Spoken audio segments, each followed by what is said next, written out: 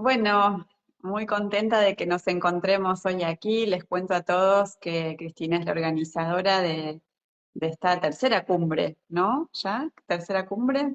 Sí, la verdad es la tercera edición y la verdad Sí. muy contenta, cada vez aprendiendo, seguimos aprendiendo cómo mejorar las cosas.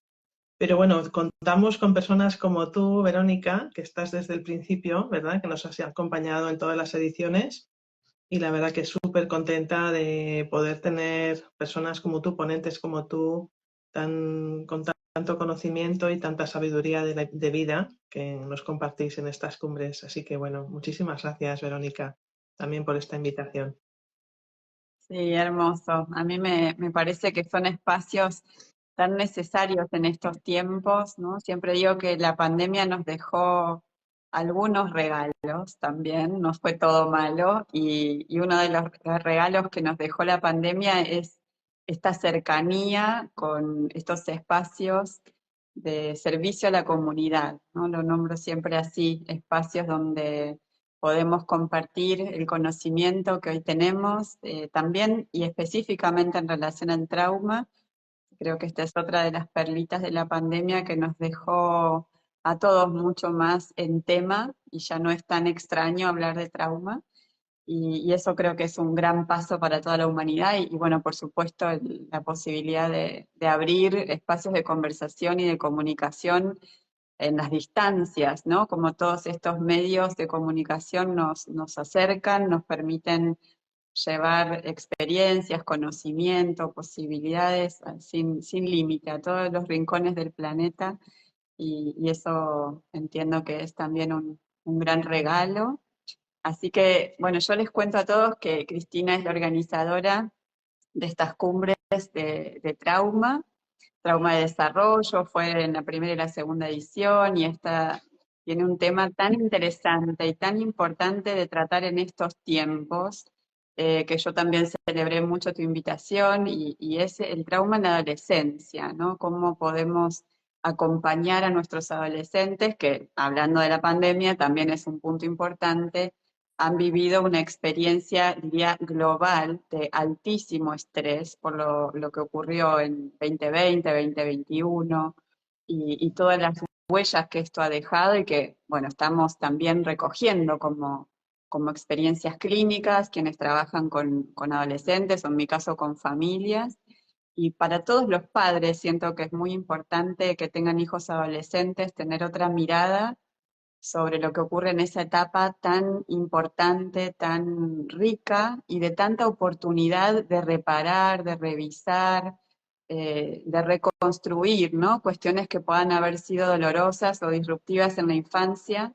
Así que celebro este encuentro que comienza mañana y donde, bueno, fui una invitada y con mucho gusto participé en una charla. Así que, si te parece, podemos ir conversando sobre algunos de los temas que se van a tratar en la cumbre. Pues sí, la verdad es que es una suerte poder contar con personas como tú.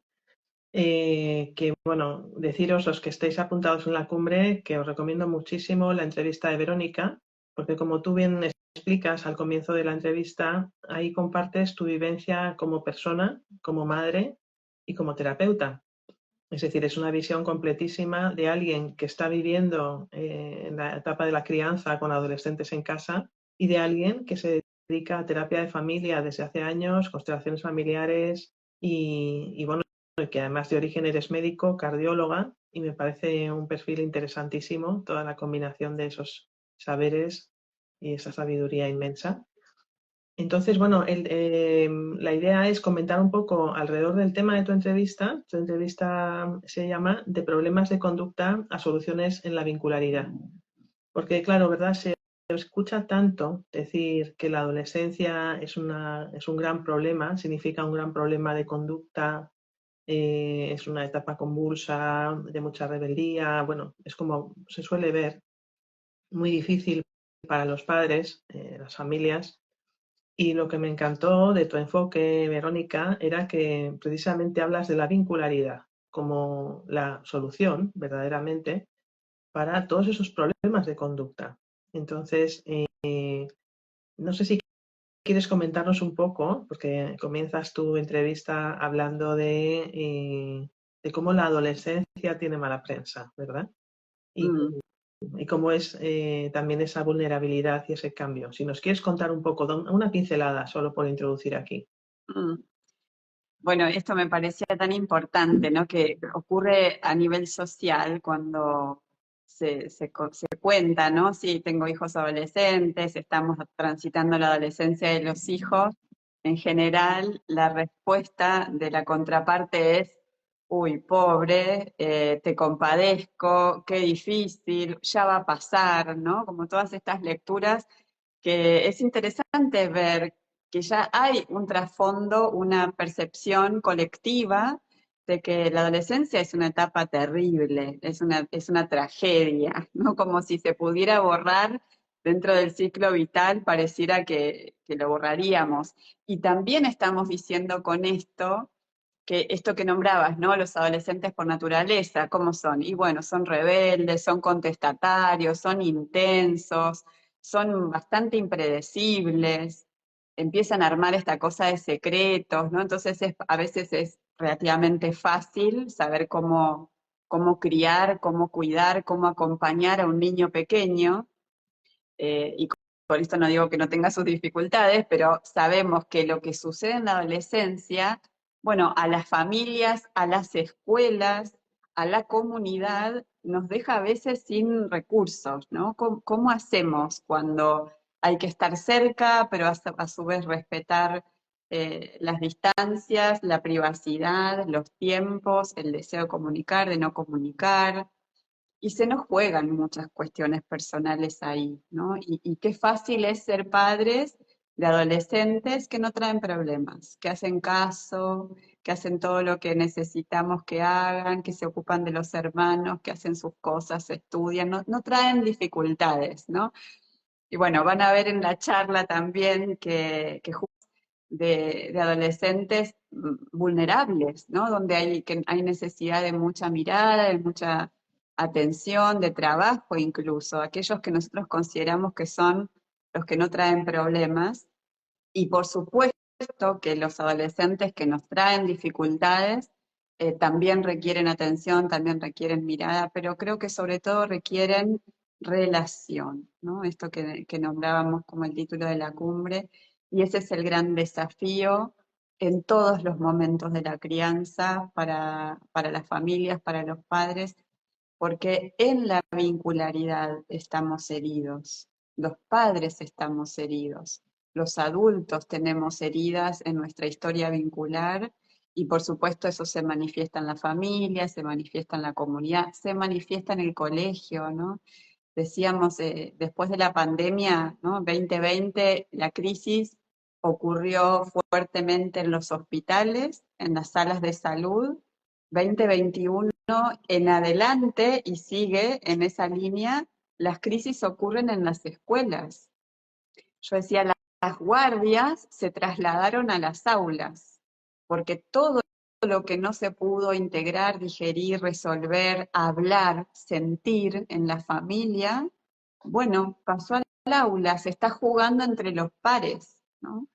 Y los docentes se han quedado sin recursos, no alcanza con ponerlos a estudiar o con reprenderlos si no hacen lo que tienen que hacer. Hay algo que nos desborda.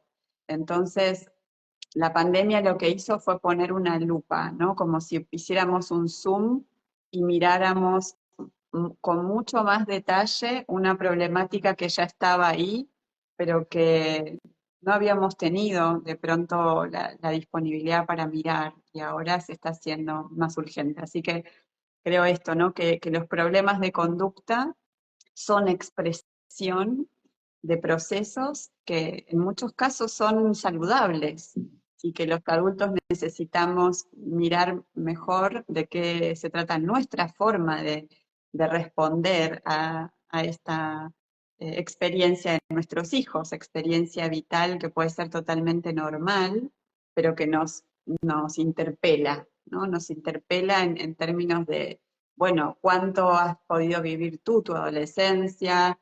¿Qué te pasó a ti en esa etapa? ¿Cuán acompañado o solo estuviste? ¿no? Y desde ahí, desde esa relación que se puede establecer con nosotros mismos como adultos, recién podemos entonces empezar a mirar con otros ojos lo que pasa con los adolescentes y acompañarlos. Ujú. Así es. Verónica, quería preguntarte, en tu entrevista hablas extendidamente de cómo son las funciones del apego con los padres o cuidadores en esta etapa, en la adolescencia.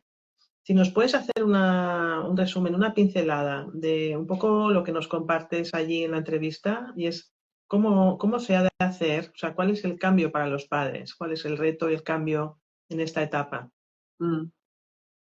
Bueno, las cuestiones del apego, eh, como fueron estudiadas, ¿no? Sobre todo por los primeros psicoanalistas que se dedicaron a revisar estos temas, Bowlby, Ainsworth y otros autores más contemporáneos que siguieron estos procesos de investigación, se circunscribieron más a la visión de qué sucede en un niño pequeño, desde los 2 años hasta los 4 años, es donde más fuertemente se investigó con el apego, y esto trajo luz a cuestiones que estaban muy en sombras en el conocimiento psicoterapéutico previo, ¿no? Donde quizás todos podemos registrar que antes se pensaba que un niño pequeño no se daba cuenta de nada, que se lo podía dejar con la abuela, con una cuidadora, irse semanas los padres, y el niño no se iba a enterar, no iba a hacer ningún tipo de síntoma por esto, ¿no? Y a partir de todas las investigaciones sobre el apego, empezamos a revertir profundamente esa mirada y a pensarlo hasta diametralmente opuesto, ¿no? Un niño pequeño es hipersensible, es el que más registra, es el que menos puede digerir, integrar estas heridas del apego, entonces es donde más cuidado y conexión necesitamos tener. Pero había como un bache en relación a la adolescencia, ¿no? Si bien Winnicott había escrito algo en relación a esto, sin embargo, de alguna forma la cuestión adolescente había quedado más, y más invisibilizada, diría yo, ¿no? Y en estos últimos tiempos, posiblemente también por esto que estamos nombrando, ¿no? La presencia de la adolescencia como etapa vital es nueva en las generaciones. Es decir, si pensamos hacia atrás, posiblemente nuestros padres no hayan tenido, nuestros, no digo, en nuestra generación, la tuya y la mía, no hayan tenido nuestros padres una adolescencia como la que hoy podemos acompañar de nuestros hijos, ¿no? Y mucho más nuestros abuelos, ¿no? Antes se pasaba del pantalón corto al pantalón largo y ya era un adulto. Y una jovencita con los 15 años ya era pasible de ser elegida por algún hombre para casarse y tener hijos. Y hoy a los 15 años las chicas están empezando a preguntarse quiénes son, qué quieren de su vida, conocer algo del territorio de la vincularidad y la sexualidad. Entonces, estamos también asistiendo en este sentido a un profundo cambio de etapa, de construcción como colectivo, como sociedad respecto de lo que pasa en la adolescencia. Y, y siento que en este sentido, los padres, como decía hace un ratito, podemos vernos también interpelados en relación a de qué se trata esto que un hijo trae y a poder entonces mirar con otros ojos esto que los hijos nos proponen. Y este sería el primer punto que yo desarrollo un poco más en la charla, y tiene que ver con empezar a problematizar algunas conductas y no simplemente reaccionar a ellas, ¿no? Problematizar en un sentido de mentalización, ¿no? De cuestionamiento. No quedarnos en la especularidad con el hijo. El hijo no responde el celular y ya nos enojamos y hacemos un reclamo y de pronto penalizamos esa acción, no vas a salir este fin de semana o no podés tener el celular durante unos días porque no me contestás, ¿no? Sino que este primer punto de poder decirnos de qué se trata esta conducta, ¿no? ¿Por qué será que mi hijo no responde mis mensajes? ¿O por qué será que mi hijo está tan encerrado en su habitación? ¿O por qué será que se acuesta tan tarde, que no, que disfruta mucho de la casa estando de noche, solo ahí, cuando todos nos vamos a dormir?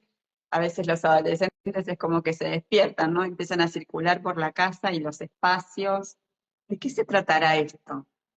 Creo que este es el primer punto. Hay otros que después surgen a partir de esto, ¿no? De poder entrar en comunicación, preguntar, hablar, acompañar en la corregulación a los hijos, porque también ahí aparece esto de, bueno, ya es grande, entonces si está angustiado o si está sintiéndose de una manera que no puede terminar de poner en palabras o precisar, bueno, ya es grande, que lo resuelvan, ¿no?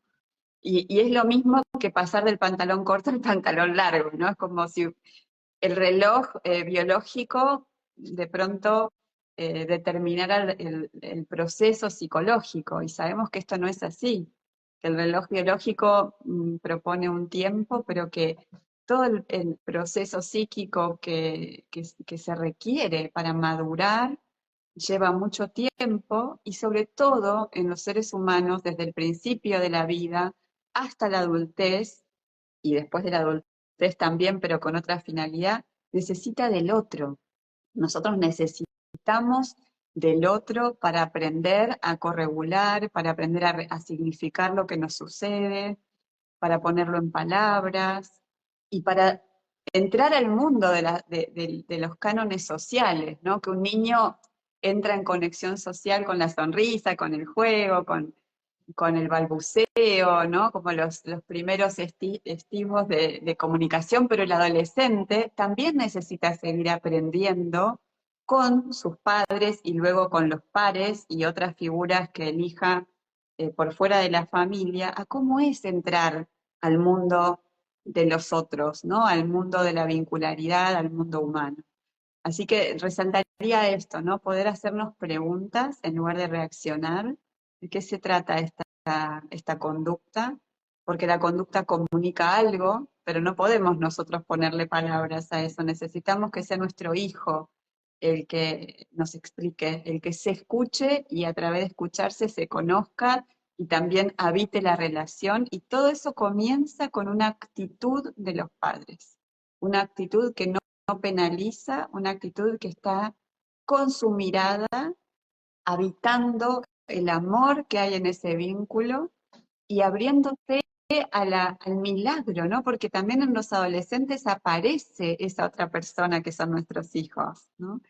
Y que no conocíamos, porque el niño no es el adolescente empieza a demostrar cuáles son sus intereses, sus búsquedas, sus cualidades, sus dificultades, ¿no? Su singularidad, empieza a aparecer ese sujeto que finalmente se va conformando dentro de todo este proceso evolutivo. Entonces, me parece que dejar esa primera idea, intención, ¿no? ¿De qué se trata esto? Y estar en esa relación para poder ir descubriendo juntos quién es ese hijo y cómo va abriéndose el mundo. Sí, porque claro, precisamente la adolescencia es esto, ¿verdad? Es abrirse al mundo, es pasar de estar, digamos, más como en el nido, en la infancia, que es estar más arropada, más arropados en el nido de la familia, y es como abrirse al mundo, ese comienzo de esa exploración del mundo ya desde uno mismo. Y qué importante poder hacer esa travesía de exploración acompañados, ¿verdad?, por unos padres que pueden sostener estas inseguridades, estos vaivenes de la adolescencia. Recuerdo en alguna entrevista, creo que a Peter Burkin, él hablaba como que la infancia era una orilla, en medio había un río turbulento y al otro lado estaba la adultez.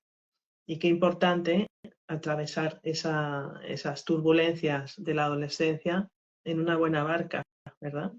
Con un buen sostén, con una familia contenedora, unos padres que puedan comprender ese periodo y saber que esta persona, que es un adolescente, está en plena búsqueda, está en plena travesía, en plenas aguas turbulentas y que para nadie es fácil. Para los padres no es fácil, pero para los hijos tampoco, ¿verdad? Entonces, qué importante es acordarnos de esto. Y también todos hemos pasado por ahí. Los que somos más adultos, en algún momento hicimos esa travesía.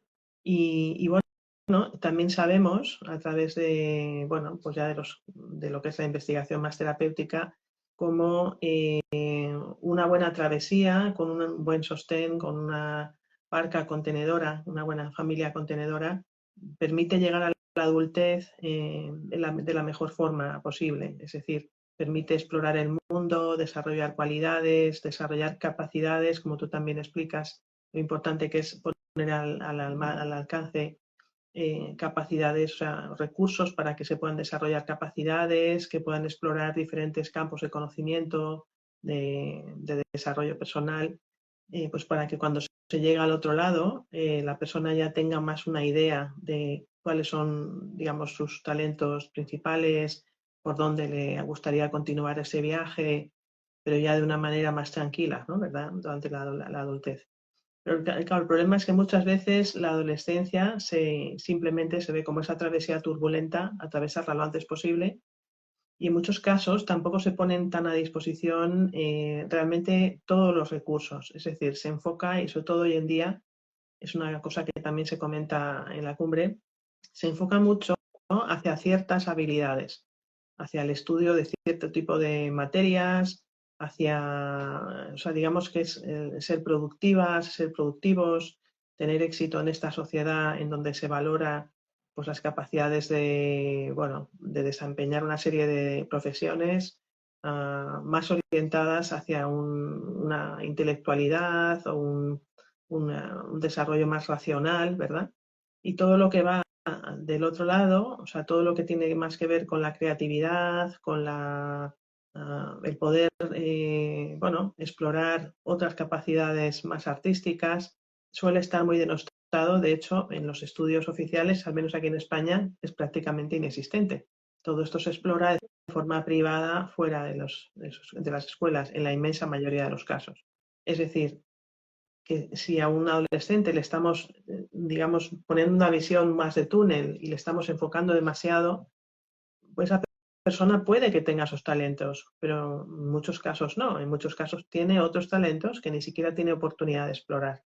Entonces, quizá también mucha de la frustración que vemos en los adolescentes hoy en día, o gran parte de esa frustración, viene de quizá quererles encarrilar demasiado, de no dejarles explorar tan abiertamente, de quizá de ser demasiado directivos en cuanto a hacia dónde, en dónde poner su tiempo, sus actividades extraescolares, que por cierto suelen ser como maratones después del colegio.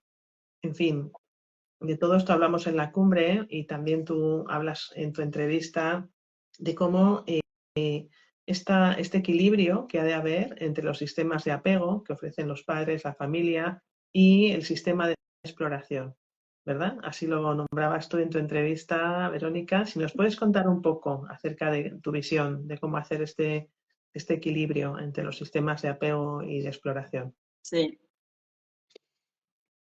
Bueno, este es uno de los desafíos propios de la adolescencia, ¿no? Sabemos que el sistema de apego y el sistema de exploración son constitutivos de nuestro desarrollo desde la primera infancia, ¿no? Es fácil pensar un bebito que necesita el abrazo, el sostén, el arruñamiento, ¿no? de la madre, y un bebé que cuando empieza a moverse necesita gatear, circular por el espacio, descubrir objetos, y de esa manera está desarrollando ambos sistemas, ¿no? El sistema de apego que tiene que ver con el reconocimiento de su cuerpo, su sentimiento de seguridad a través de la madre, y a la vez esta necesidad de salir a conocer el mundo y tener la confianza en que su cuerpo puede permitirle esa posibilidad y que puede empezar también a registrar y medir cómo es el alcance de su propio poder, ¿no? A través de su cuerpo. Pero en la adolescencia, ¿cómo hacemos esto? Porque un adolescente, de pronto uno le quiere dar un beso, un abrazo, y el adolescente te dice, no, no, salí de acá. O queremos conversar y te dice, no, ahora no quiero hablar, no me preguntes, y está con sus auriculares y en silencio todo el rato. Y de pronto la exploración cómo se daría, si a veces se encierran en la habitación y están ahí horas y no salen a caminar por el parque ni quieren hacer un deporte. Entonces, ¿cómo se arma ese mapa? ¿No? Por eso decía que es más fácil ser padres de hijos pequeños, sin decir por eso que no tiene su dificultad, pero es más fácil que de pronto dilucidar estas nuevas cuestiones que los adolescentes traen. Y vuelvo a lo que decía antes, ¿no? Este principio que me parece tan orientador de poder preguntarnos sobre las conductas es importante, porque un adolescente necesita ambos movimientos, tanto el de apego como el de exploración.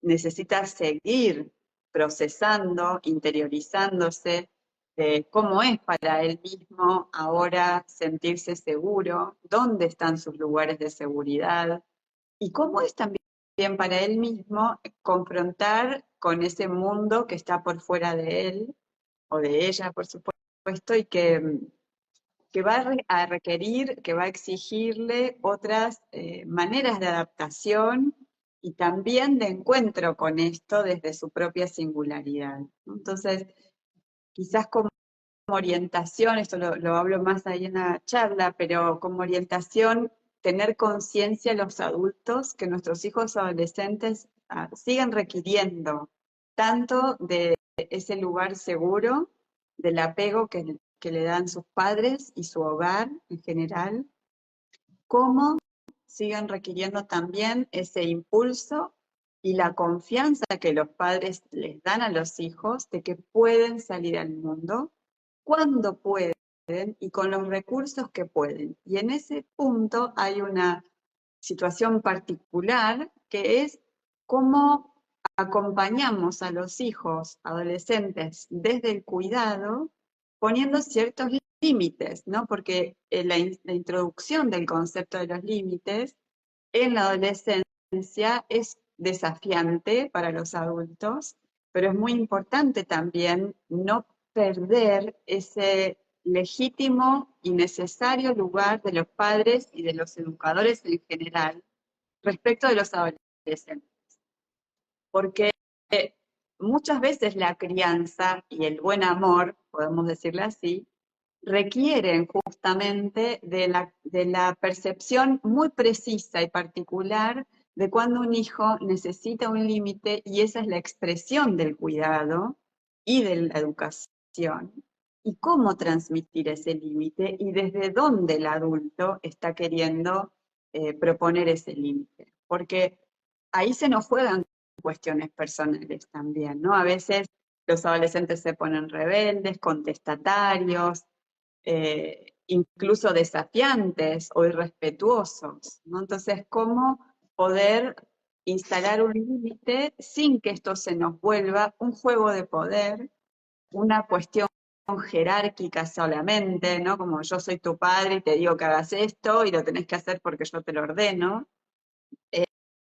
sino que podamos sostener ese límite que a veces puede tener una expresión más explicativa y otras veces no, a veces ni siquiera hace falta eso, pero que tiene que ser gestionado, tiene que nacer desde el deseo de cuidar. Y esto me parece que puede ser orientador, ¿no? Cuando simplemente estamos jugando una pulseada con nuestros hijos, a ver quién gana, ellos lo sienten y se sienten solos ahí. No es tan importante en realidad si se logra instalar el límite o no, sino a dónde nos lleva ese límite, si ese límite hace que el hijo se sienta mirado, querido y cuidado, aunque tenga que resignar algo. No, bueno, no vas a poder ir a jugar tal o cual deporte porque estás con una lesión, ¿no? Y necesitas recuperarte. Entonces, aunque quieras, aunque te parezca que puedes estar bien, si esta es la indicación, esto lo hacemos, te estoy cuidando con esto, ¿no? Y poder sostener esto desde ahí, o no me gustan tales compañías que tenés porque sé que de pronto te pueden llevar por lugares que son de riesgo y sabemos que en la adolescencia la necesidad de pertenecer es muy fuerte, entonces a veces por ser parte del grupo se hacen cosas que no se haría si ese chico está solo. Entonces, bueno, esto no, pero ¿por qué te estoy cuidando? ¿No? Porque hay un deseo de preservarte. Y ese amor, aunque sea con enojos por parte del adolescente o con disgusto, ese amor llega. Ahora, cuando estamos en la pulseada, también llega.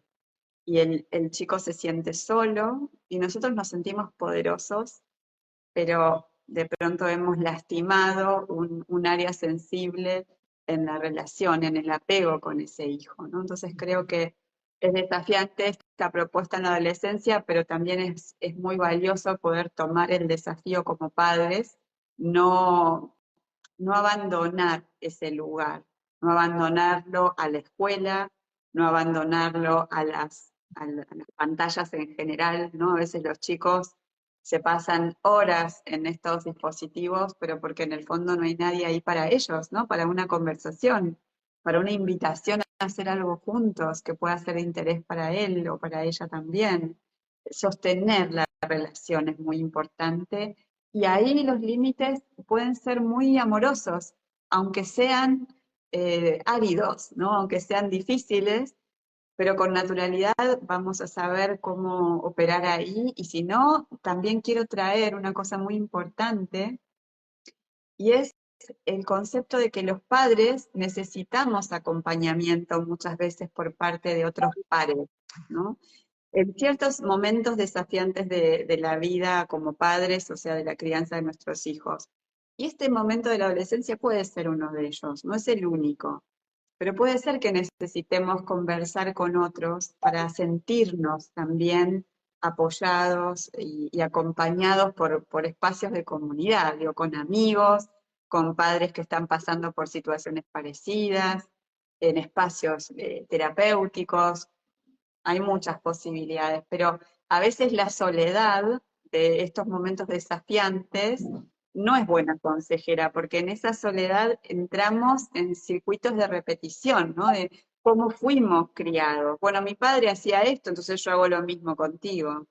Y en realidad la vida nos invita a ser creativos en nuestros vínculos para poder generar situaciones nuevas, porque si no estamos trasladando aquello que nos dolió o que nos generó huellas sin ninguna responsabilidad. Y tenemos responsabilidad con nuestros hijos hasta el último día de nuestras vidas, en cómo nos relacionamos con ellos, en qué les proponemos y desde dónde lo proponemos, ¿no? Entonces creo que este podría ser otro recurso, ¿no? Que los padres de chicos adolescentes, cuando se sientan desafiados, conversen con otros padres, tengan la posibilidad de escucharse, de sentirse con otros. Muchas veces ahí hay cosas que se alivian para nosotros cuando también somos alojados en algún espacio de confianza. Así es, la verdad que qué recomendación tan buena, Verónica. Y al hilo de esto, es verdad también que los adolescentes, los hijos en general, pero yo creo que especialmente los adolescentes, precisamente porque, digamos, van con, digamos, menos filtro, suelen ser un gran espejo para los padres, para la familia. Es decir, nos muestran, nos traen, nos ponen a la luz a veces nuestros miedos, nuestras experiencias no resueltas, experiencias adversas o traumáticas que hemos podido vivir, ya sea nosotros o el sistema familiar, ¿verdad? Entonces, qué gran oportunidad también aprovechar que los adolescentes muestran como espejos más bien cristalinos, de forma más transparente, ponen a la luz eh, estos asuntos que están aún por acabar de integrar, que están aún por acabar de mirar. Y creo que es una gran oportunidad también de crecimiento para los adultos el poder escuchar esas verdades que a veces apuntan, señalan o muestran reflejo de nuestra historia personal o de la historia del sistema.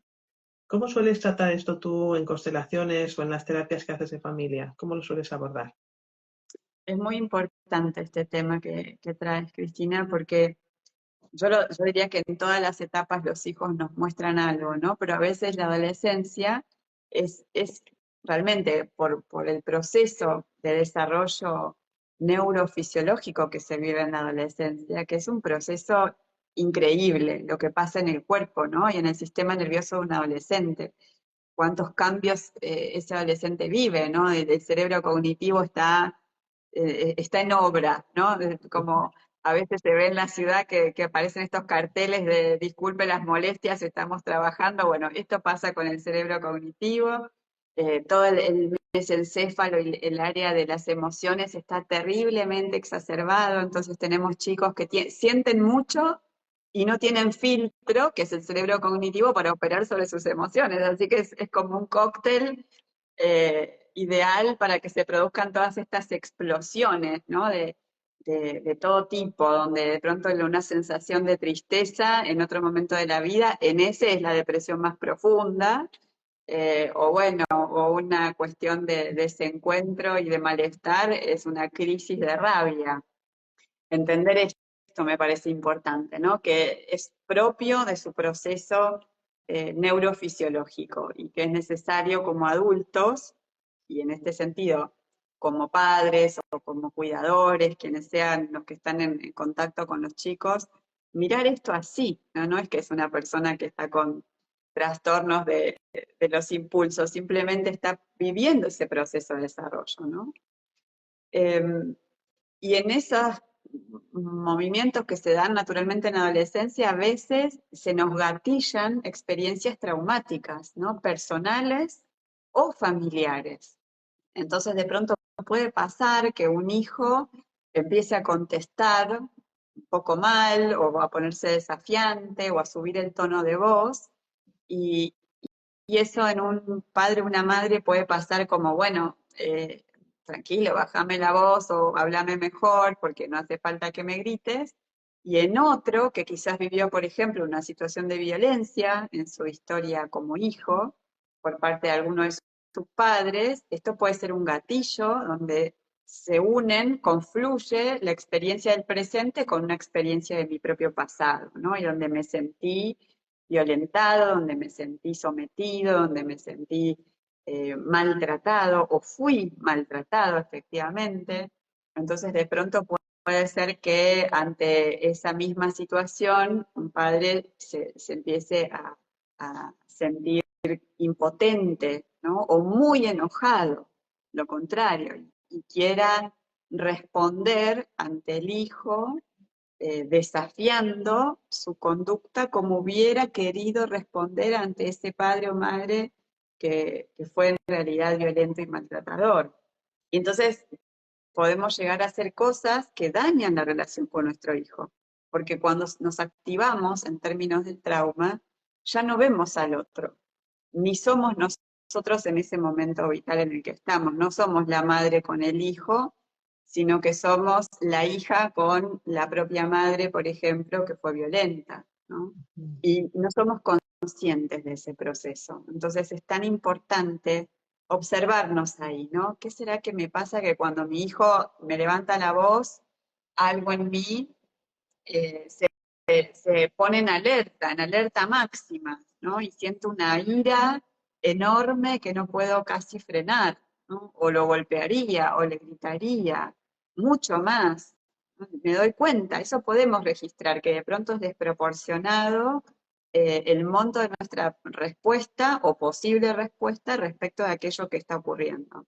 Y ahí siempre es muy importante buscar un espacio terapéutico para trabajar estas cosas, ¿no? Porque es nuestra manera de no trasladar el peso de lo que ya hemos vivido, de no volver a dañar como hemos sido dañados. Esa es una responsabilidad que tenemos como sujetos y como adultos. No repetir nuestras historias implica un monto de conciencia y de responsabilidad, hacer algo con eso, ¿no? A ver, ¿de qué se trata esta reacción? Entonces es posible que en una constelación, en un espacio terapéutico, aparezca mi historia y tenga la posibilidad de tener más claridad sobre eso, de trabajar con esa historia, que en general no es una constelación, es un proceso que se abre, ¿no? Si fuera con una constelación, desde mi mirada, la constelación no arregla las cosas, la constelación nos muestra algo.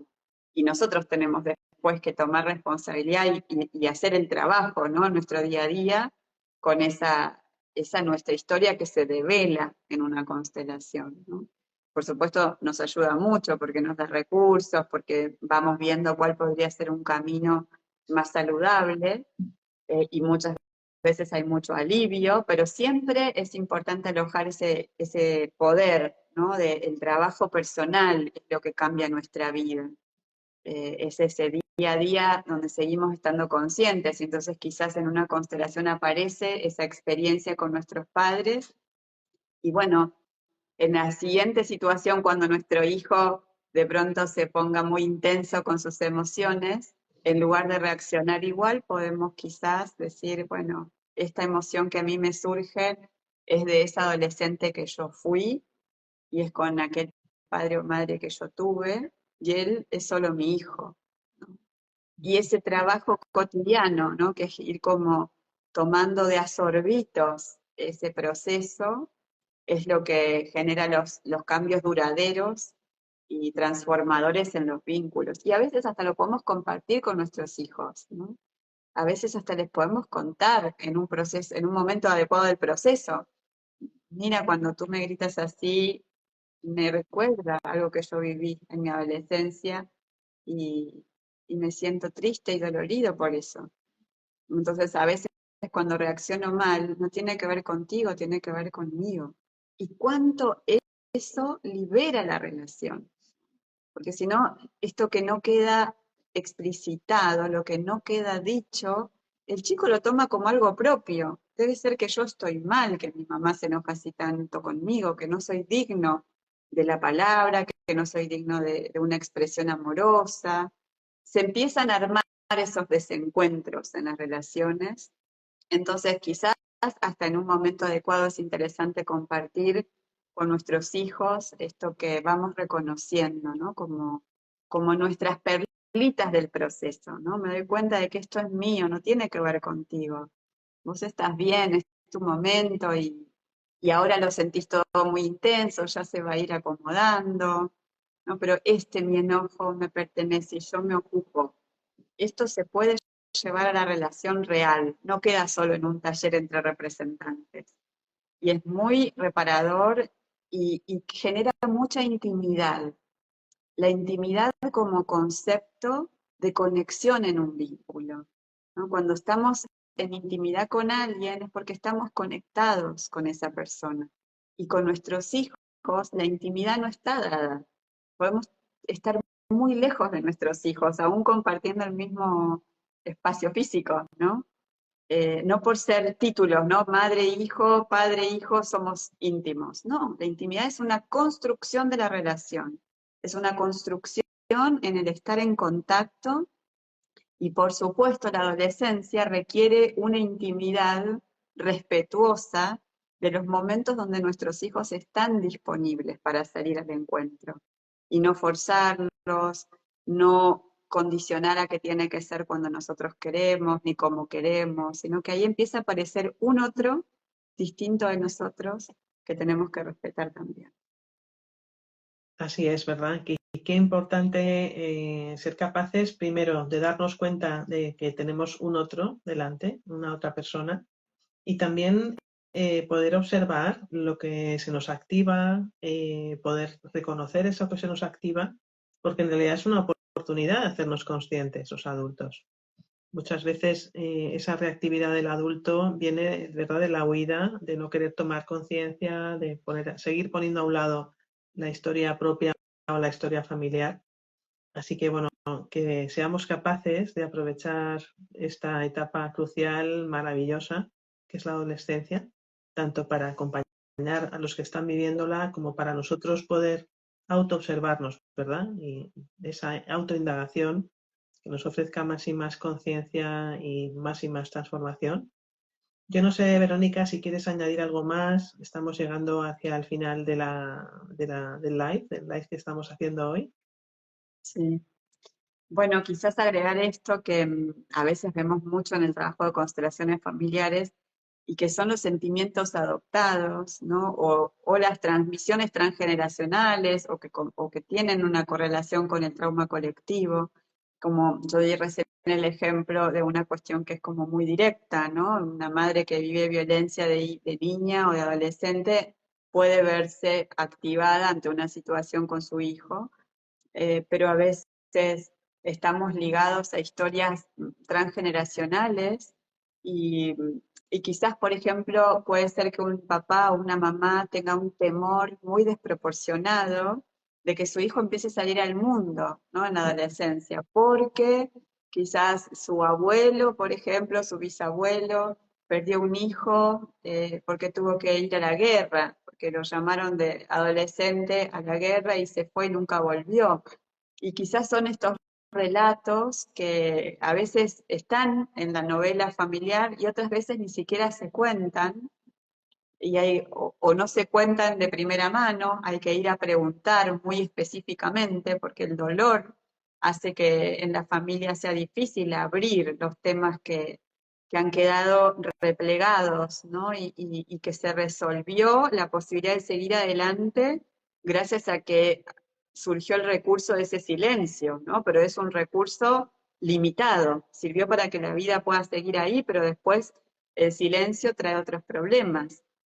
Entonces, investigar en esto, ¿no? Que no solamente son las cuestiones que podemos nosotros reconocer de nuestra biografía, sino que a veces el sistema más grande nos está mostrando a través de algo que nos pasa con nuestros hijos, que tenemos ahí una tarea muy reveladora y también fortalecedora de nuestra posición vital, nosotros mismos con nuestro camino, y nuestra posición parental, porque cuando miramos esas historias, ¿no? Si quizás vemos este ejemplo de un bisabuelo que pierde a su hijo porque va a la guerra, ¿no? Y esto fue un trauma familiar y queda como secuela de ese trauma el miedo a la pérdida de un hijo adolescente, salir al mundo puede ser mortal y nosotros solo vivimos esa emoción, ¿no? Salir al mundo puede ser mortal, tengo terror, revelar esto, trabajar con esto es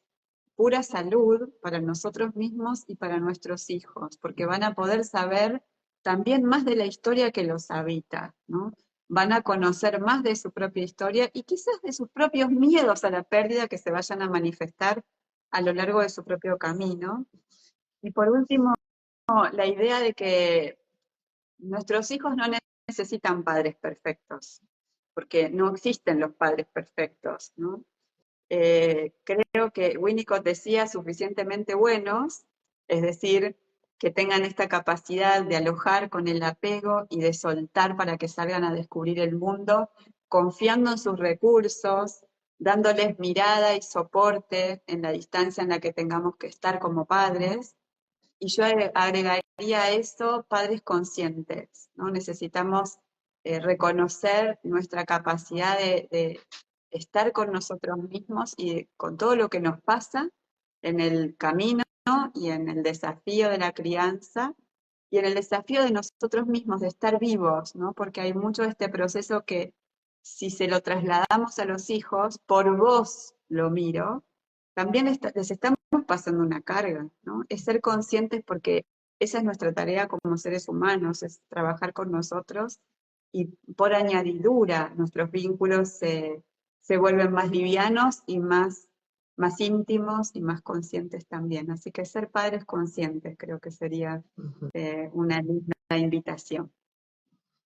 Muchísimas gracias, Verónica. Hay varias preguntas en el chat. Yo no sé si quieres que toquemos alguna de ellas. No sé si tienes un par de minutos más. Dale, dale, cómo no, sí. Hay una pregunta interesante, que pregunta acerca de los hijos adoptivos. Pregunta, ¿cuál de las dos familias pesa más? ¿La de origen, la familia biológica o la adoptiva? Sobre todo en esta etapa de la adolescencia, que es cuando sale pues, su trauma de adopción, es decir, su herida de abandono, porque en realidad es una vivencia así. ¿Qué nos puedes decir? ¿Cómo lo sueles trabajar tú desde la terapia de constelaciones? Ujú. Bueno, yo podría decirte que ambos pesan, pero es posible que en la adolescencia, si esto no se trabajó previamente en la infancia, aparezca la necesidad de buscar algo de la información sobre su origen biológico. Es muy común que en la adolescencia, cuando se está reconstruyendo la identidad, ¿no? Y digo reconstruir porque hay una construcción nueva sobre esa identidad que ya aparece en la primera infancia, en la adolescencia hay una nueva pregunta sobre quién soy y es una pregunta muy valiosa, muy importante y muy propia de la adolescencia. Entonces, ¿quién soy? Y también soy hija de estas dos personas que quizás nunca vi, que no conozco, que quizás no se me contó nada, y de todo un sistema detrás de ellos, ¿no? Porque ellos son hijos, son nietos, son bisnietos, y hay todo un proceso de integración respecto de la pertenencia y de la identidad que es muy importante. Y, y es valioso poder abordar eso. Y para los hijos adoptivos, y ahí agrego algo que ahora aparece en esta época, que es eh, la maternidad o la paternidad en línea con las nuevas formas de fertilidad, donde de pronto estas mismas cuestiones aparecen cuando hay donantes de células, y la temática es bastante similar, pero es más difícil porque no tenemos muchas veces ninguna información sobre los donantes, pero en los hijos aparece la necesidad de conocer ese origen biológico. Entonces, para ellos lo importante es que los padres adoptivos o los padres que están criando estos hijos que vienen de estas nuevas formas de fertilidad, hagan espacio, ¿no? Yo siempre digo que el corazón es un músculo, y es un músculo porque los músculos se pueden ampliar, ¿no? Un músculo tiene la capacidad de extenderse y de abrir espacio para más. Entonces, en este sentido, en las familias es muy importante que el corazón,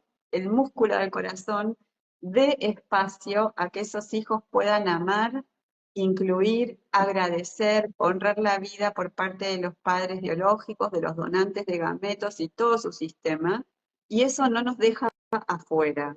Cuando los padres adoptivos sienten que o los querés a ellos o nos querés a nosotros, están frente a su propio trauma. Y es un tema para mirar, no es un tema del hijo, es un tema de los padres que tienen que mirar por qué necesitan excluir para sentirse parte o para sentirse elegidos, ¿no? Pero el hijo necesita que los padres adoptivos le den espacio a todos los que intervinieron para que pueda llegar a la vida y crecer. Ujú. Muchas gracias, Verónica. Que sigamos ampliando ese músculo del corazón. Y me ha encantado acabar así este live contigo, que eres cardióloga de carrera, médico cardiólogo, así que bueno, muchísimas gracias por esta invitación, por estar aquí. Gracias. Muchas gracias a ti también, Cristina, por este momento, por esta hermosa e inspiradora conversación y por toda la tarea del armado de la cumbre, que es un espacio también muy nutritivo para toda la comunidad. Así que gracias por la invitación también. Muchas gracias. Nos vemos en la cumbre. Esto, bueno, gracias a los que nos acompañaron hoy también y hasta prontito. Hasta pronto. Chao, Gracias chao. a todos y a todos por llegar hasta aquí.